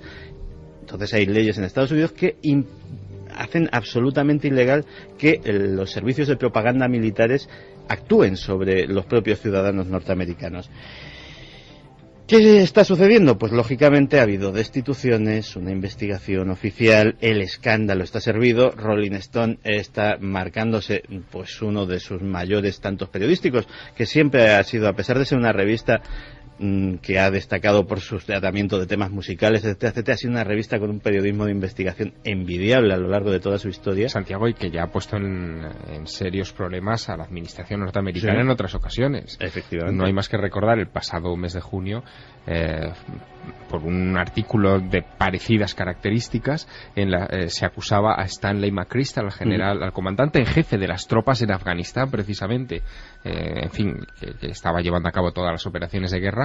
Se le acusaba, bueno, no se le acusaba, se le entrevistaba y se daban unas declaraciones donde él, digamos que minusvaloraba muchos capitostes del gobierno norteamericano, entre otros a Joe Biden, al vicepresidente, que, bueno, él fingía que no lo conocía, que era como poco más o menos que un cero a la izquierda, y todo aquello costó que a este comandante en jefe le sacaran de Afganistán, y fue por Rolling Stone. Y adivina quién hizo aquella entrevista: Michael Hastings. Por cierto, Santi, Javier, escuchando esta información, claro, creemos perfectamente en la operación MK Ultra, en la operación de visualización o de psíquico, o sea, cabe perfectamente en un umbral tan claro, frágil, lo que no sabemos es qué técnicas se han aplicado. De manipulación mental. Claro, no sabemos qué técnicas se han aplicado. ¿Hasta qué punto de refinamiento? Si el MK Ultra es de hace 40 años... La cosa es seria porque, por ejemplo, sin ir más lejos, entre las, entre comillas, víctimas, estaría un candidato a la presidencia, como era John McCain. Es decir, a John McCain es uno de los nombres citados. Estaba el almirante Mike Mullen, que es ni más ni menos que prácticamente el responsable casi absoluto de la defensa estadounidense en estos momentos. Es decir, estamos hablando de personajes que están muy altos en la cúpula civil, en la cúpula militar, que intentar torcer su voluntad es un delito democrático de primer orden. Es decir, estaríamos a una magnitud diferente, pero en cuanto a la gravedad, algo muy parecido al escándalo Watergate. Es decir, lo que se le pidió hacer a esa unidad es como si mañana un presidente del gobierno que sea en cualquier país le pida a su servicio de inteligencia que espíe a la oposición. Es decir, es algo que raya lo dictatorial. Y ha pasado esta semana. Esta semana se ha descubierto algo que también es asombroso, ya que mañana cuando se dan los Oscar, ¿no? Mañana es la ceremonia de los Oscar. Y cuentan, no sé qué os parece, que el 3D es uno de los anzuelos de salvamento del cine, porque el cine estaba pasándolo bastante mal. En España especialmente, ya lo sabemos todos, pero a nivel mundial incluso la afluencia a las salas ha bajado, están buscando nuevos formatos para intentar que el público vuelva a reengancharse con el cine. Todavía que no sea Hollywood, tan fácil copiarlo y que se ponga a través de internet. Exactamente, hay muchos problemas con todo esto. Entonces el 3D surgió también como una posibilidad de que es muy difícil, que todavía ocurrirá, pero yo no sé si han funcionado mucho o no, nos pueden sacar de duda nuestros amigos los televisores con 3D, porque no hay tanta emisión para 3D. Avatar ha sido el gran paso del 3D, lo ha dotado de un éxito tremendo, y fijaos la noticia que nos llega, porque uno nunca deja de quedarse boquiabierto ante la actualidad. Santi, parece que los nazis ya experimentaban con las 3 dimensiones del cine. Los nazis. Yo no sé cómo eran esas películas, si hacían falta las gafas, para qué. Imagino que el tema de la propaganda tiene mucho que ver, pero me parece algo absolutamente increíble, y se ha descubierto esta semana. Sí, y además es de esas historias que también nos da la reflexión de cuántas cosas guardadas en lugares que no sabemos que están permanecen olvidadas a la espera de que alguien las recupere. Un cineasta australiano, Philip Mora, se encontró en un depósito una serie de películas, de rollos de películas. O sea, una vez más, un hallazgo casual. Sí, iba a hacer un documental. Sí. Iba a hacer un documental sobre los nazis, y en uno de los archivos se encuentra una serie de películas. Iban a hacer algo de Elvis, claro, y se encuentran uno de Roswell, aunque sea falso, pero es que siempre es una historia. No, iban a hacer un documental sobre nazis. Ajá. Y se encuentra una estantería que está rotulada películas espaciales. Claro, películas espaciales, todo el mundo se imaginaba... No especiales, sino espaciales. Espaciales, claro, todo el mundo se imaginaba, pues serían películas del espacio, de ciencia ficción, de temática astronómica, vaya usted a saber qué. Lo que nadie se imaginaba es que ese espaciales se refería a que eran tridimensionales, que daban una sensación de profundidad. Y entonces se encuentra con estas 2 filmaciones que son, parece ser, patrocinadas por el Ministerio de Propaganda de Joseph Goebbels, y que lo que intentaban era experimentar con esto.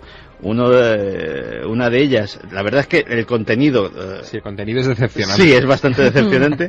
Una de ellas es una especie de Oktoberfest gloriosa germana con salchichas y cervezas y este tipo de cosas. Eso en 3D. Sí, eso en 3D. Con un título muy elocuente que es tan real que casi lo puedes tocar. Sí. Eso lo decían los nazis. Sí, ese era el título de esa película, y otra que era... Es tan real que casi puedes tocar una salchicha alemana. Año 36. ¿No? Año 36. Año 36. Y luego hay otra película también que se titulaba 6 chicas en un fin de semana. En fin. Sí, que estaba además protagonizada por las grandes estrellas de la UFA, de la productora cinematográfica del régimen. Estaba la UFA detrás. Sí, entonces allí estaban de fin de semana, vaya a saber en qué escarceos esas 6 bellezas, pues en 3 dimensiones. ¿Y se sabe si hacía falta algún dispositivo tipo gafa azul y roja? Lo que se piensa es que se hacía con 2 cámaras a las que se les ponía delante un prisma, y eso es lo que daba ese efecto de tridimensionalidad. Y, hombre, la noticia a mí me parece especialmente interesante porque Philip Mora, como en la noticia anterior con Rolling Stone, también tiene antecedentes. Él hace unos años descubrió unas imágenes inéditas filmadas por Eva Braun, en las que, en color, no sé si las recordáis, se dieron en todos los informativos del mundo, en las que se veían escenas de la vida del Führer también domésticas y inéditas. Por lo tanto, es un personaje que viene también avalado por, digamos, una trayectoria de investigación y de hallazgo de este tipo de materiales. La gran pregunta es, ¿qué otras películas que no han salido, qué experimentos visuales Películas espaciales. Vete tú a saber con qué rótulo están las otras. Pero fíjate que nos sorprendemos, pero no debería sorprendernos tanto. Va un poco con la tecnología desconocida nazi. Claro, ¿no? Y la conocida. Estamos en 1936. En 1936 fue también la Olimpiada de Berlín. Y la Olimpiada de Berlín fue el primer evento deportivo cubierto por la televisión. En el 36. En el 36, los nazis tenían cámaras de televisión y en circuitos cerrados a lo largo de todo el complejo olímpico se televisaban las pruebas deportivas. Y hasta, prácticamente 20 años después no hubo televisión en España. 20 años antes la había en Alemania. Son detalles que nos dejan un poco impresionados. Hemos preguntado a Ángel Sala, el director del Festival de Sitges, ahora que estamos ante los Oscars, sobre estas películas, y parece que hay una tradición. Claro, la del expresionismo alemán. Películas pura y duramente esotéricas. ¿Os imagináis? Claro, es que yo siempre estoy con lo mismo. Pero aquí los novelistas y guionistas tienen que estar apuntando. ¿Os imagináis que hay un cajón con películas experimentales en 3D o en otros formatos que los nazis estuvieran ahí manejando con el concepto esotérico? Como fue Nosferatu, por ejemplo, que era una oda al esoterismo. Bueno, le hemos preguntado a Ángel Sala. Fueron grandes pioneros y experimentadores del cine, los Friedland, los Murnau, los Paul Weini, el expresionismo alemán, Metrópolis, pues todo con eso queda dicho, ¿no? Es decir, eran los grandes inventores de todas las técnicas más avanzadas del cine mundial. El Metrópolis, los efectos especiales para darse cuenta de ellos. Y se siguió experimentando en la época nazi, evidentemente en los estudios UFA sobre todo por el apoyo de un incondicional del cine, Goebbels, uno de los líderes del partido nazi, que utilizó el cine en cierta manera para controlar al pueblo alemán, pero también porque era un apasionado de esta técnica y experimentaba continuamente.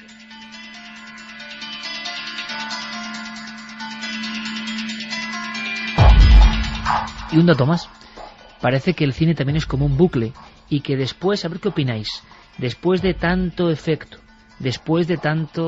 por ordenador, además añadido, después de tanta fantasía, a veces vuelve al fenómeno como sensorial y de barraca de efecto de ilusionismo que era en su nacimiento.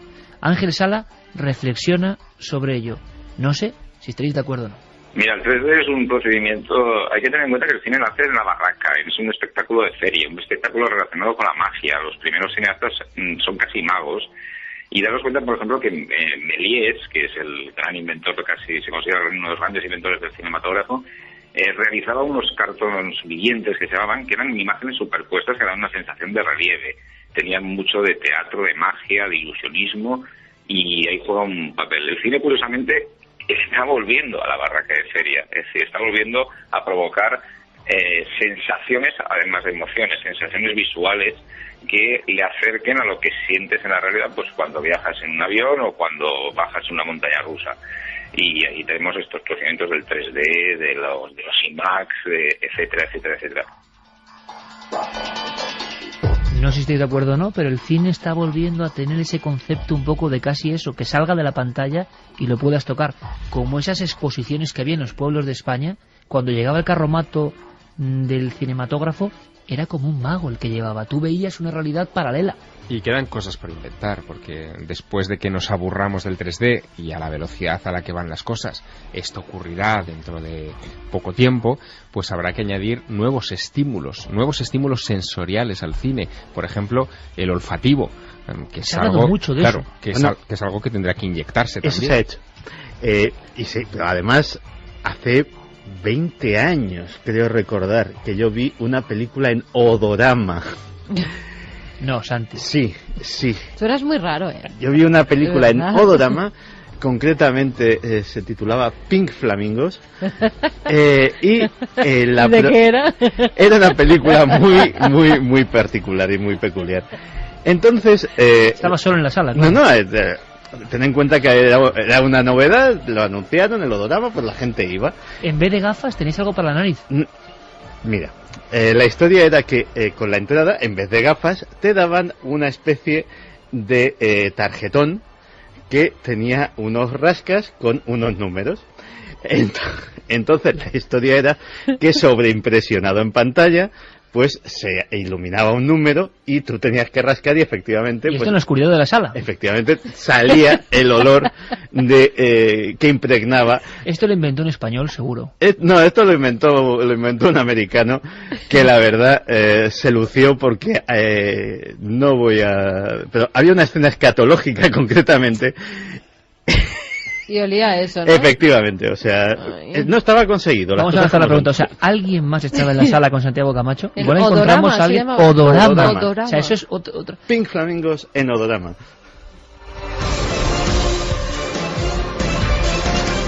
En fin, es lo que tiene Milenio, que a veces estas noticias también son importantes. Pero era una sala normal de cine, ¿no? No era calificado de esta raza. No, pues a lo mejor, hacer la torta y media, pero a lo mejor era un cine de estos de arte y ensayo, de estilo Los Renoir, este tipo de cosas. Pero... Vale. ¿Alguien recuerda algo de eso? O sea, hay unas vías de contacto importantes. Por cierto, esta semana también, un elemento que ha subido por las webs y ha llegado a las páginas de los periódicos de papel, tiene que ver con el SETI. Y de nuevo una historia de mensaje, de señal. Es curioso porque hace unos días, yo creo que la semana pasada, decían que iban a hacer un nuevo SETI que se iba a llamar METI, porque al parecer pues las señales que mandábamos al espacio pues que no se entendían y que entonces iban a hacer como un vocabulario universal para que hasta los extraterrestres las comprendieran. Bueno, pues esta misma semana decían las noticias que un telescopio de la NASA ha captado una señal anómala del espacio. Al parecer, esa señal estaba marcada en una de las páginas diciendo no estamos seguros de qué provocó la señal. Existe la leve posibilidad de que haya sido producida por inteligencias extraterrestres. Eso es lo que marcan justo al lado de la señal anómala. O sea, tipo señal WOW. Eso es, aquí está. Y continúa diciendo, los colores brillantes en el fondo azul indican, eso en la página web dando la explicación, indican en el fondo azul que una señal anómala fue recibida aquí en la Tierra por un telescopio. Y ahí tenemos la señal, que comprenderán ellos, porque aquí lo que se ve es como un fondo azul con muchísimas estrellitas, parece ser, y una línea. Esta semana, además, se contaba, Javier, un hallazgo impresionante, uno más, ¿no?, del espacio.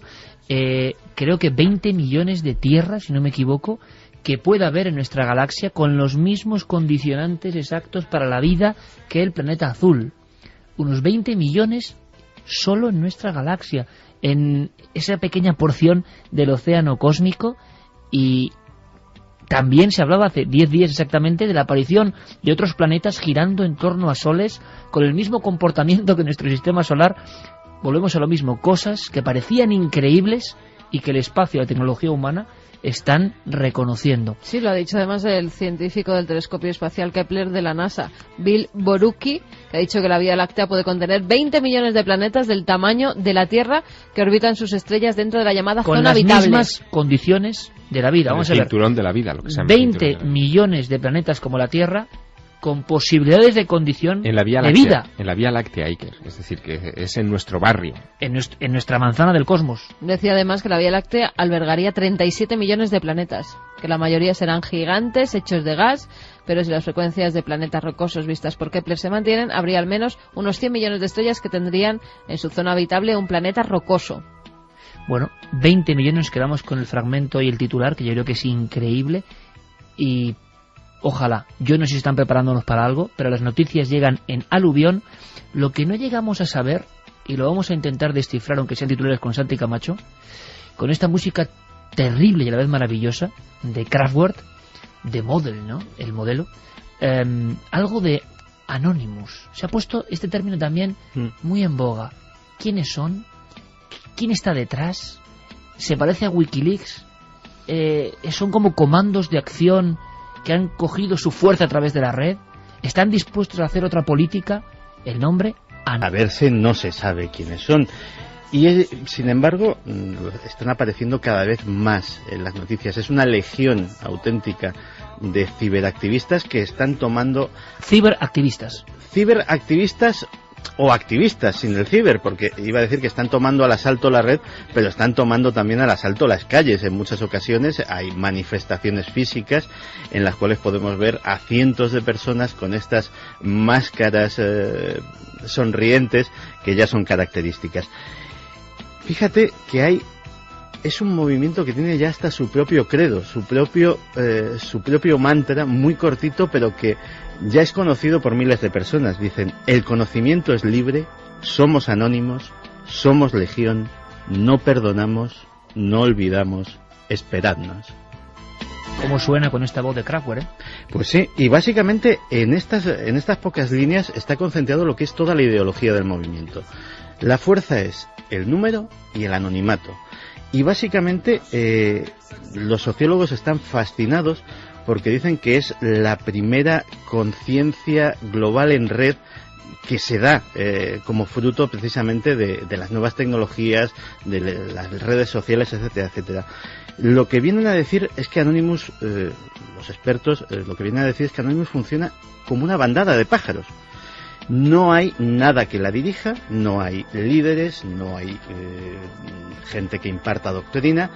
Hay pájaros que se unen, pájaros que se separan, pero la bandada, mientras sean muchos, sigue siendo la bandada y siguen yendo hacia un lugar común. ¿Y cómo actúan? Pues empezaron actuando sobre todo en la red. Anonymous, la gente muchas veces cree que es un grupo de hackers, pero en realidad el número de hackers es relativamente reducido. Dando una opción muy optimista, un 10, un 5% sean hackers con conocimientos importantes de informática. El resto pasarían a ser usuarios de Internet más o menos concienciados con las causas. Y dispuestos a ayudar en esa causa común, claro, digamos, puntual de cierto momento. Entonces, ¿cómo hacen para que miles de personas que no tienen conocimientos de Internet para ser hackers participen en programas de hackers? Pues el nombre me encanta porque es de ciencia ficción. Esto es gracias al cañón de iones de órbita baja, o en sus siglas LOIC. El LOIC en realidad es un programa de software que tiene este llamativo apelativo, pues muy peliculero, y que tú te lo puedes bajar, se lo puede bajar cualquiera de las webs más o menos afines o más o menos asociadas, no, porque en realidad más o menos afines sería la palabra, a Anonymous. ¿Y qué hace este software? Te lo instalas en tu ordenador y lo que hace es que tu ordenador sea automáticamente capturado por los que sí saben de informática para poderlo utilizar en los ataques. Utilizar su fuerza, claro, su energía, su capacidad de memoria para alguna acción. Efectivamente, como pasó por ejemplo con el proyecto SETI, en que tú podías dejar ese poder de proceso de tu ordenador en los tiempos que no lo utilizabas para que los científicos de SETI pudieran hacer sus cálculos y ver si había señales del espacio o no en las emisiones que captaban.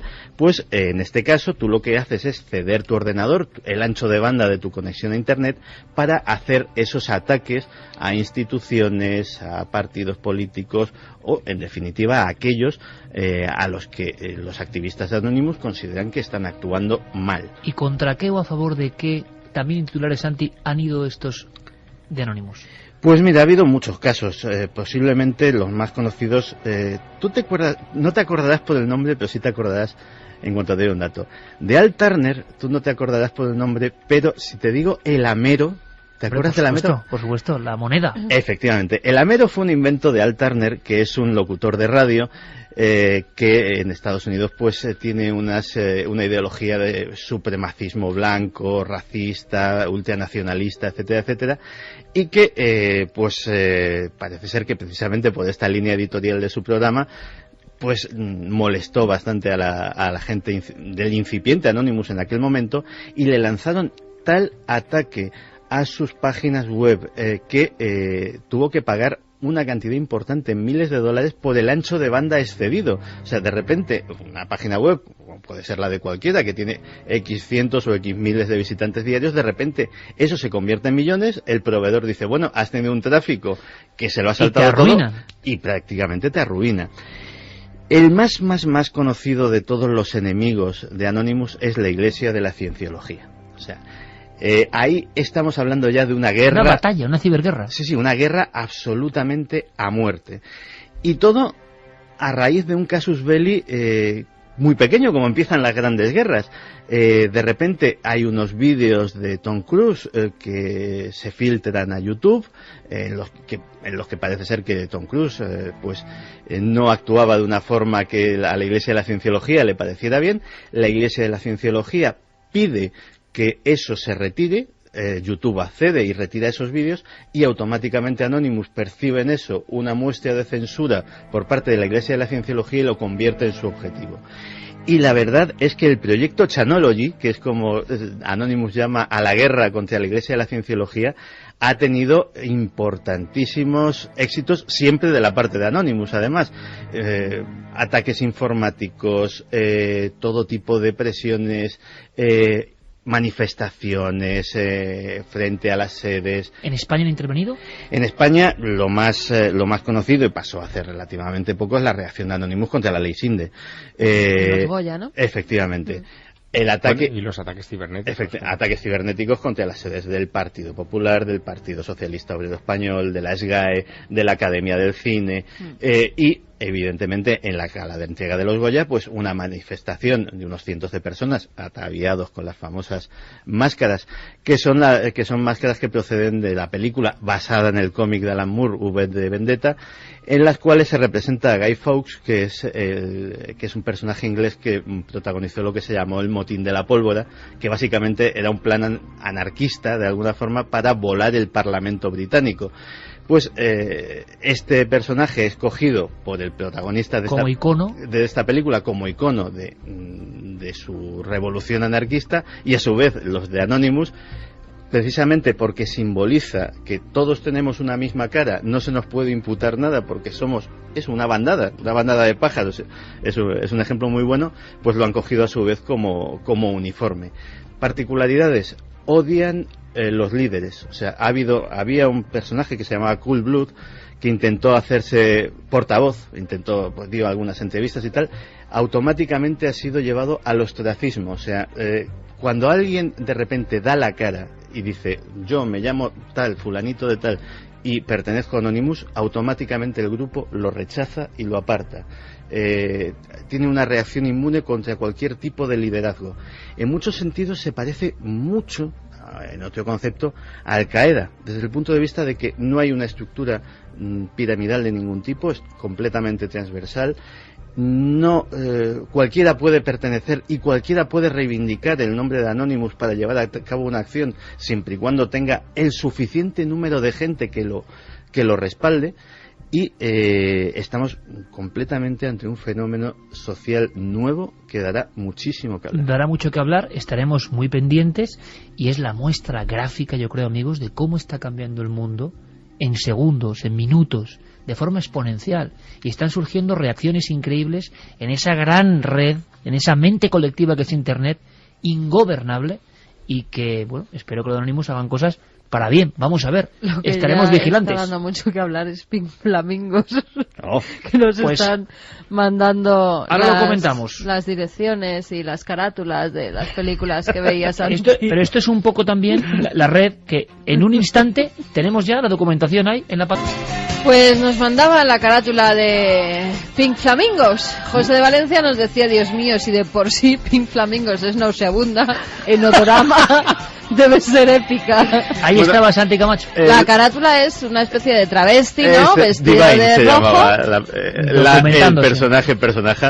En mi disculpa hay que decir, los 80 fueron una época muy rara, muy mamarracha, muy extrema. De nada, no hace falta. Pero por eso Santi tiene ese bagaje, luego nos enseña. Un travesti con una cabeza de cerdo en sus manos y... En Odorama.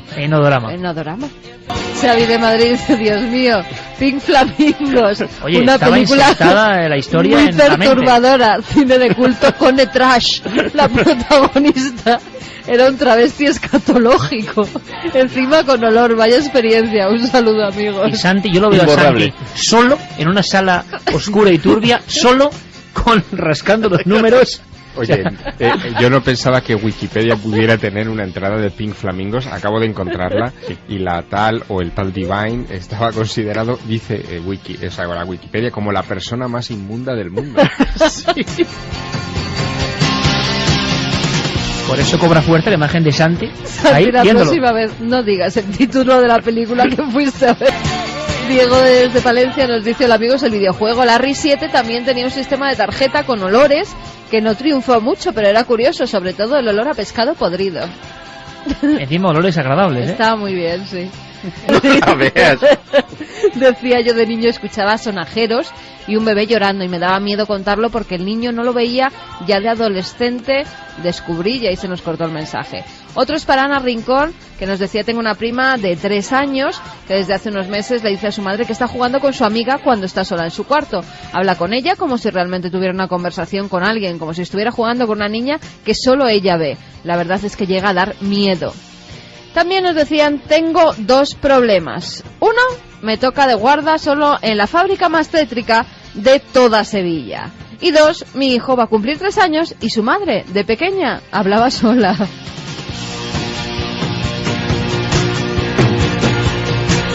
Otra de las entradas es para Ana de Madrid, que decía: yo tenía un amigo imaginario, se llamaba Héctor, y prefería jugar con él que con mis amigas, era más divertido. Un día, desgraciadamente, se fue y me pasé una semana llorando. Y el último es para Pablo de Móstoles. Es cierto que a los perros les pasa lo mismo que a los niños. Mi perro algunas noches se queda mirando. Chicos, pues ha sido un auténtico placer estar con vosotros estas 3 horas de información, incluso con cierta desconexión o descongestión, porque es necesario. Hemos tenido un momento vibrante que nunca vamos a olvidar, un momento de pura radio, y desde luego estamos dispuestos a investigar qué ha pasado con esas risas que se han convertido en uno de los temas del momento en España y en los países de habla hispana. Carlos Largo hizo la investigación, Fermín Agustí, nuestro compañero Coque Peinado, y Noel Calero al otro lado de la nave del misterio radiofónico. Santi Camacho, como siempre, magistral, gracias por enseñarnos cosas. Hasta mañana en la tele, compañero. A ver si conseguimos que el Odorama sea Trend Topic, que sería una... Odorama Trend Topic, sí. Tú eres capaz de meterlo como número 1. Odorama-Camacho. Hoy hemos descubierto una cosa que en el fondo ya sabíamos, y es que la mente infantil, la mente del niño, es capaz de ver cosas maravillosas que vamos perdiendo, como perdemos neuronas cada día. Qué bonito sería recuperar parte de esa magia, de esa zona mágica de los niños, capaces de observar quizá la raíz de la vida. ¿Por qué no? ¿Por qué van a ser todo fantasías, amigos invisibles que puede explicar la ciencia, ensoñaciones? ¿Por qué no pensar que en la mente del niño se ve la auténtica verdad que hemos perdido? Sería bonito creerlo, ¿verdad? Nosotros, desde luego, en nuestra alma se ve, la de este equipo, hay por fortuna mucha niñez, y que así siga por mucho tiempo.